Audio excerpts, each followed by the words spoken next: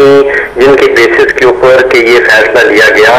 اس وقت ایک بہت ہی ویک سول گورنمنٹ ہے اور وہ ویک سول گورنمنٹ ہونے کے ناطے فوج کی طرف سے کچھ بھی اشارہ اس کو کیا جائے یا کچھ انڈیکیشن دی جائے تو وہ اس کو فالو کرنی پڑتی ہے.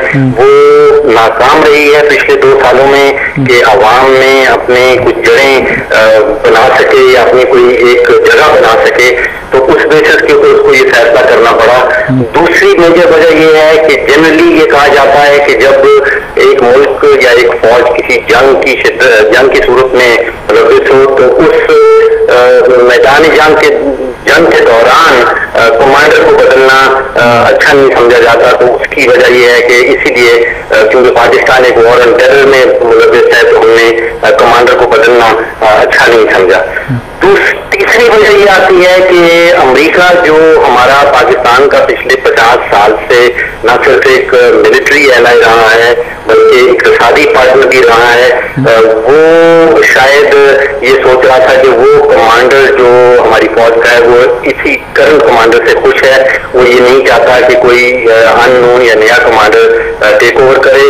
تو تیسری وجہ شاید یہ ہے. چوتھی وجہ میں یہ ضرور کہنا چاہوں گا کہ پرسنل کریڈینشل جو ہیں جنرل کیانی کے, انہوں نے ضرور ایک رول پلے کیا ہوگا. ان کے پرسنل کریڈینشل بہت یونیک ہیں. پہلے تو آپ دیکھیے کہ الیکشنز کے دوران انہوں نے پاک فوج کو ایک نیوٹرل ایکٹر رکھا, انہوں نے فوج کو سیاست میں ملوث نہیں ہونے دیا. دوسری جگہ پھر جوڈیشل موومنٹ کے دوران بھی انہوں نے ملک کو ایک جو ملک طوفان کی طرف بڑھ رہا تھا اس کو انہوں نے روک لیا اور اس کو انہوں نے ریزالو کر لیا. تو میں سمجھتا ہوں یہ 4 میجر وجوہات ہیں جس بیسس کے اوپر یہ فیصلہ لیا گیا. امیر صاحب, اچھا, آپ بالکل بہت اچھا تجزیہ آپ نے کیا. کریڈینشل کی بات اگر الگ رکھیں, 2 باتیں آپ نے کہی. ایک تو خیر حکومت ویک ہے, فوج کے اشارے پہ وہ بات کر سکتی ہے. دوسرا یہ کہ American don't change horses mid stream, اور دوسرا لیکن یہ کہ امریکن چاہتے تھے کہ وہ زیادہ کمفرٹ لیول ان کا اچھا تھا. تو یہی سمجھا جائے کہ سیاسی حکومت کمزور ہے اور فیصلے میں فوج اور امریکہ کے اثرات زیادہ ہیں. یہ وجوہات کے بعد جو دوسرا اہم سوال یہ ہے کہ کیا یہ فیصلہ درست تھا, اس میں کیا خرابیاں تھیں اور کیا اچھائیاں تھیں. تو میرے خیال اس فیصلے کو 3 ڈفرینٹ اینگل سے دیکھنا چاہیے. پہلا تو ہے لیگل ڈائمینشن. تو لیگل ڈائمینشن میں سمجھتا ہوں کہ یہ ایبسلوٹلی ایک قانونی فیصلہ تھا. ایک جمہوری گورنمنٹ ہے جس کو قانون میں یہ اختیار دیا گیا ہے کہ وہ chief of the army staff کا ٹینیئر بڑھا سکتی ہے. تو اس میں کوئی ایسا شک و شبہات کی بات نہیں ہے کہ یہ لیگل فیصلہ تھا. دوسری ڈائمینشن اس کی مورل ڈائمینشن ہو سکتی ہے کہ کیا یہ مورلی کریکٹ فیصلہ تھا یا نہیں تھا. تو اس میں یہ ہے کہ جو بھی آفیسر فیڈرل پاک فورس کو جوائن کرتا ہے اس کا ایک خواب ہوتا ہے کہ وہ ایونچولی پروموٹ ہوتا ہوا chief of the army staff کی کرسی پہ بیٹھے گا. تو مورل ڈائمینشن جو ہے current chief of the army staff کو 3 اور سال دینے کی وجہ سے بہت سارے ایسے خواب ہیں, بہت سارے ایسے کمپیٹنٹ آفیسرز ہوں گے جو کہ chief of the army staff شاید بن سکتے تھے لیکن اس 3 سال کی ایکسٹینشن کی وجہ سے وہ نہیں بن پائیں گے. ایک تیسرا ایلیمنٹ آتا ہے انسٹیٹیوشنل کیپیبلٹی کا یا انسٹیٹیوشنل کوالٹی کا. ہم بہت شور مچاتے ہیں اس ملک میں کہ ہمارے پاس کوئی انسٹیٹیوشن نہیں ہے سوائے فوج کے. تو انسٹیٹیوشن کی ایک ڈیفینیشن یہ ہوتی ہے کہ انسٹیٹیوشن میں کوئی انڈیویجول انڈسپینسیبل نہیں ہوتا. اگر ہم یہ کہتے ہیں کہ فوج ایک انسٹیٹیوشن ہے تو 6 لاکھ فوج ہے, اس میں کوئی ایک انڈیویجول چاہے وہ جنرل کیانی صاحب ہو یا کوئی اور جرنیل ہو وہ انڈسپینسیبل نہیں ہونا چاہیے. ان کی جگہ کوئی اور آ کے وہی کام کر کے دکھا سکتا ہے جو کہ وہ کر رہے ہوں گے. بہت شکریہ آپ کا فاروق سلیم صاحب, بہت اچھا وضاحت کے ساتھ آپ نے بیان کیا جی, بہت شکریہ آپ کا جی. یہ تو جی میرے سے میں کنٹینیوٹی کیا انہوں نے بڑے 4.1 اور 3.1 بڑی وضاحت کے ساتھ اپنی صورتحال کو. تو کنٹینیوٹی آف پالیسی جو ہے کیا وہ پاکستان کے حوالے سے ہے یا امریکہ کے حوالے سے بھی ہے؟ امریکہ 9/11 کے بعد آیا, اچھا اس کے بعد انہوں نے جو پہلی فیز میں وہاں کیا اس کے بعد ان کا فوکس ہو گیا عراق, اور اس دوران میں ان کی پالیسی جو تھی وہ ڈیفرنٹ تھی. اچھا ٹورڈز دی اوباما آیا, اس میں ایک چینج آئی پالیسی میں.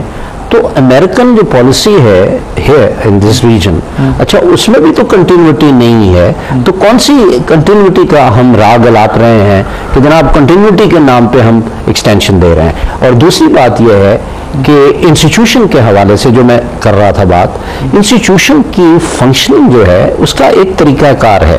یہ درست بات ہے جو انہوں نے کہا کہ ایک پولیٹیکل گورنمنٹ الیکٹڈ جو ہے، اچھا اس کو حق پہنچتا ہے کہ وہ ایکسٹینشن دے لیگلی، لیکن اس لیگالٹی کو آپ پروسیجرل ٹرمز میں بھی ٹرانسلیٹ کرتے ہیں، اچھا وہ ہمیں نہیں نظر آتا.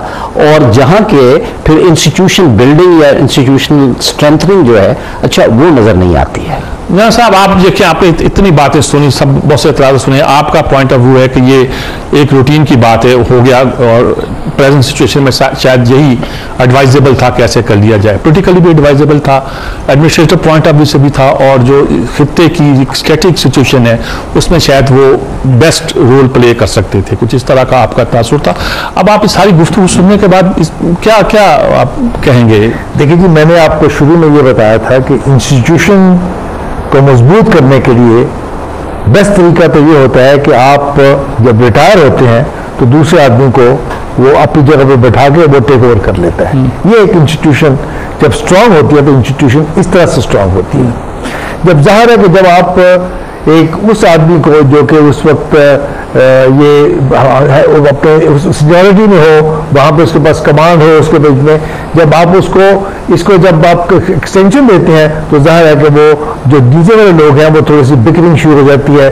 ڈیمورلائز بندے کچھ ایک تو ہو سکتے ہیں یا یہ کیا مسئلہ ہوا کیا نہیں ہوا. جیسے کہ آپ کو معلوم ہے مشرف صاحب کے وقت میں ہوا تھا یہ جو سینئر 2 لوگ تھے ان کو نہیں کیا گیا، مشرف صاحب کو کر دیا گیا، جن جاوید حق صاحب کے وقتوں میں یہ ہوا تھا.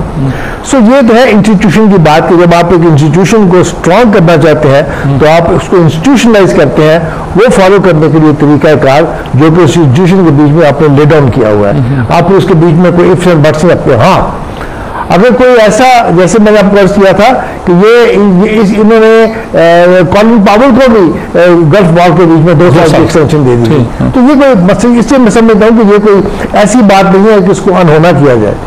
دوسرا اس کے ساتھ یہ ہے کہ جو انہوں نے بات کی ہے کہ جو لیگلی ایسپیکٹ جو ہے وہ تو ٹوٹلی ڈسکورڈ، وہ تو صاحب جہاں آپ کالن پاول کی بات کرتے ہیں تو امریکہ میں جو سویلین سپریمیسی ہے، اچھا وہ مسلمہ حقیقت ہے، اور وہاں اگر ایکسٹینشن بوجود دی گئی ہے تو اس سے انسٹیٹیوشن بھی انڈرمائن نہیں ہوتا، نہ سویلین اتھارٹی انڈرمائن ہوتی ہے. اس لیے یہ کمپریبل کیونکہ ہمارے ہاں تو آپ یہ دیکھیے نا کہ مشرف صاحب نے اپنے آپ کو کتنی ایکسٹینشنیں دی، ضیاء الحق نے کتنی ایکسٹینشنیں دی. ہمارے ہاں تو انسٹیٹیوشنل فنکشننگ نہیں ہے، اور یہی سوال ہے. ہم کہتے ہیں کہ یہ دیکھیے سوال میرا یوں ہے، میں آپ سے پوچھوں گا احمد صاحب کہ ڈیموکریسی ہماری چونکہ ٹرانزیشنل فیز میں ہے، ادارے مضبوط نہیں ہیں، اور شاید ڈیموکریسی کو مضبوط کرنے کے لیے فوج کے تعاون کی بھی ضرورت ہے، عدلیہ کے تعاون کی بھی ضرورت ہے. تو اس صورت میں جیسا کہ پرائم منسٹر کہہ رہے ہیں، اس کمزور نازک پودے کو کچھ طاقت ملے گی اس فیصلے سے؟ دیکھیے بات یہ ہے کہ اصل بات ہی یہ ہے کہ یہ ڈیموکریسی امریکن ڈیموکریسی ہے، وہ شیم ڈیموکریسی تھی، تو یہ اس کو ہی بجائے امریکن جیکٹ پہن لی ہے. تو اصل میں دیکھیے، آپ دیکھیے کیانی صاحب ہمارے لیے یہ سیم ڈیموکریسی ہے، انکل سام وہ شیم تھی، یہ سیم ہے. تو ایسی ڈیموکریسی جو ہے وہ آپ کو مطلب جب آپ کے ملک کی حالت یہ ہو تو پھر اس کو شاید کڑوا گھونٹ جو ہے وہ پی رہے ہیں آپ. اور میں نہیں مثلا یہ پریزیڈنٹ بھی، پرائم منسٹر، یہ دیکھیے یہ آپ جنرل کیانی صاحب کے